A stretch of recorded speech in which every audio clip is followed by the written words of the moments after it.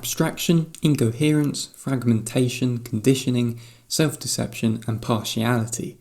This is what concludes, more than ever, the architecture of modern society, but more specifically, this is how problems in general are made.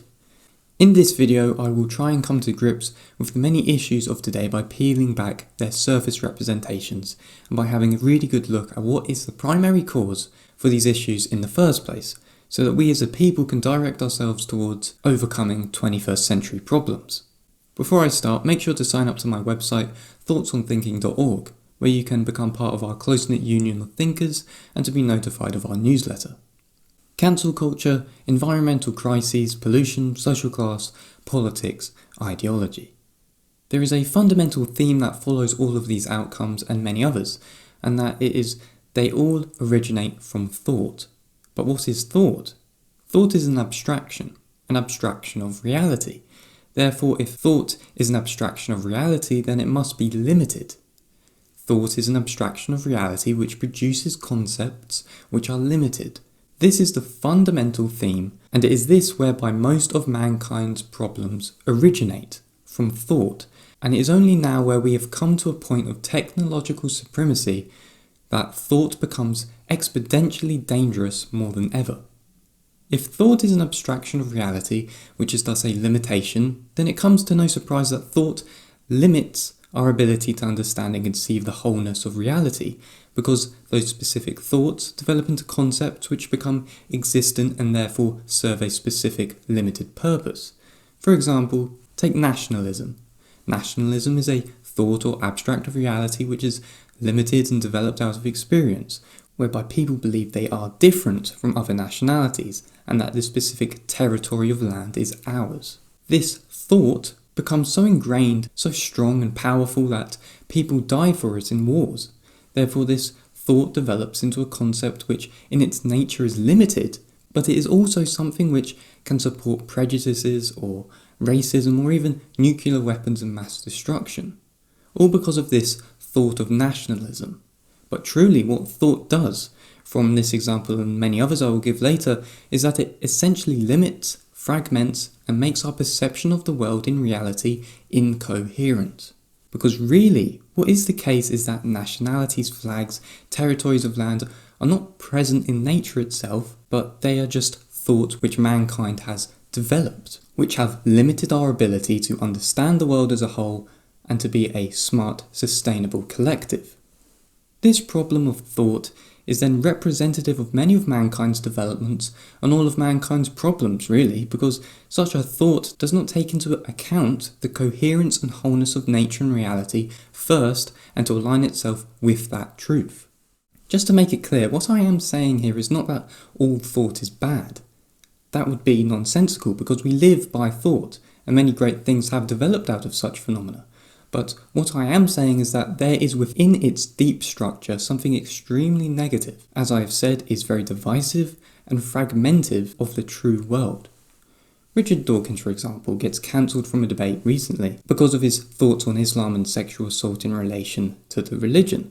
The people that cancelled him did so because their thoughts don't mirror his thoughts, but the fundamental problem here is that neither group sees that thought in of itself, or the way we perceive thought is the essential problem. The problematic issue is not the view of Dawkins or the view of Trinity College, but it is that the problem is created by the thought itself.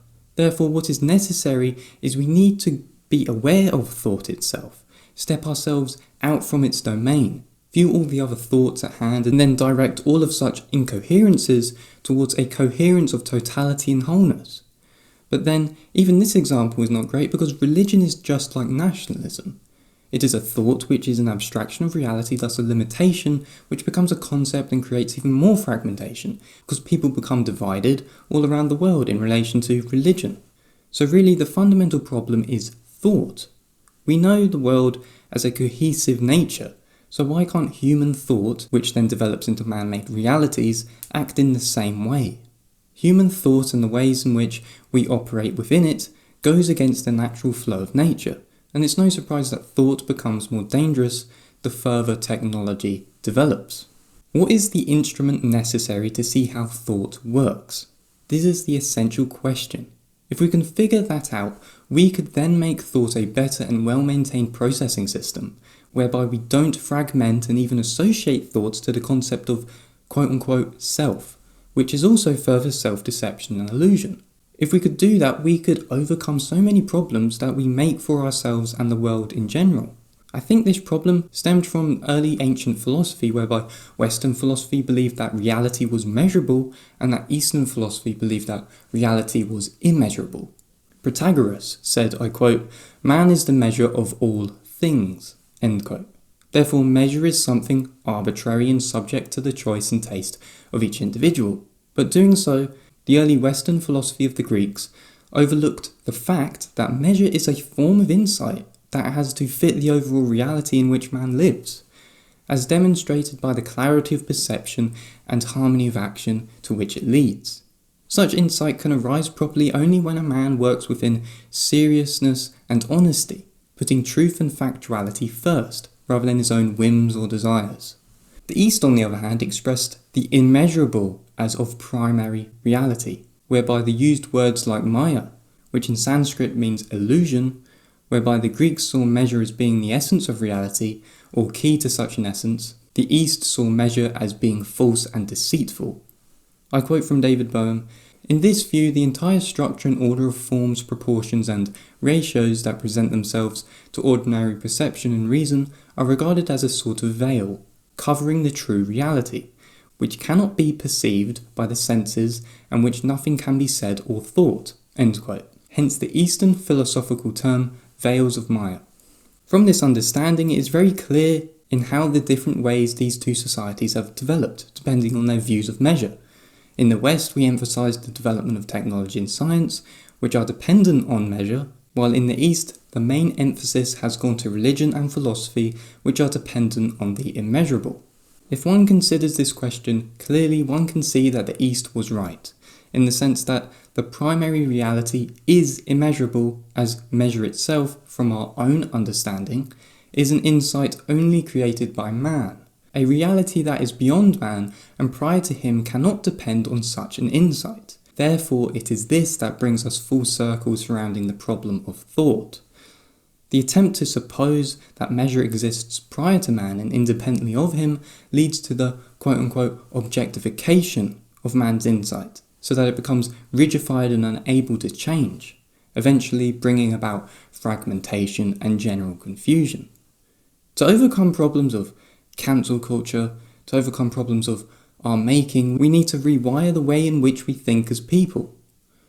Thought has brought about many goods, but also many significant problems, which is all due to the way thought mobilizes itself in our minds and causes us to interact with the world in a fragmented manner.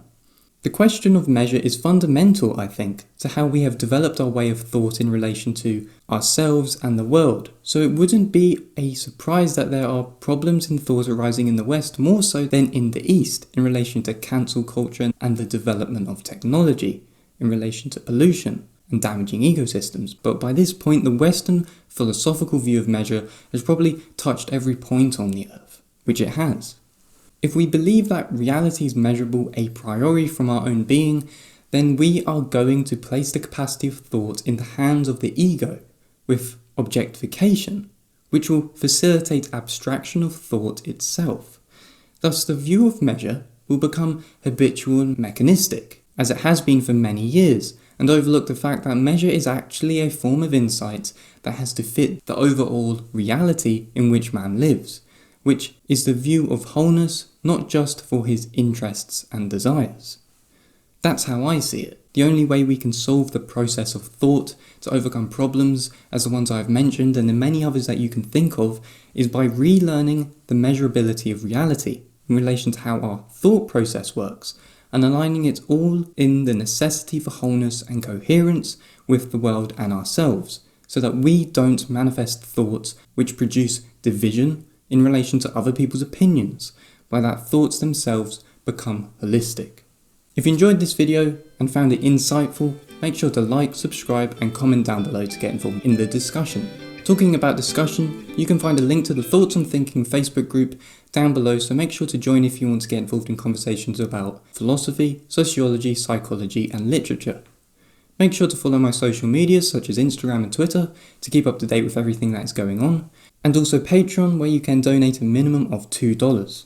Lastly, a quick shout out to all my patrons. Thank you to Daniel Kazmi, The Truthism, Noah, Shahad, John, Bizham, Richard and Walter for supporting me on Patreon.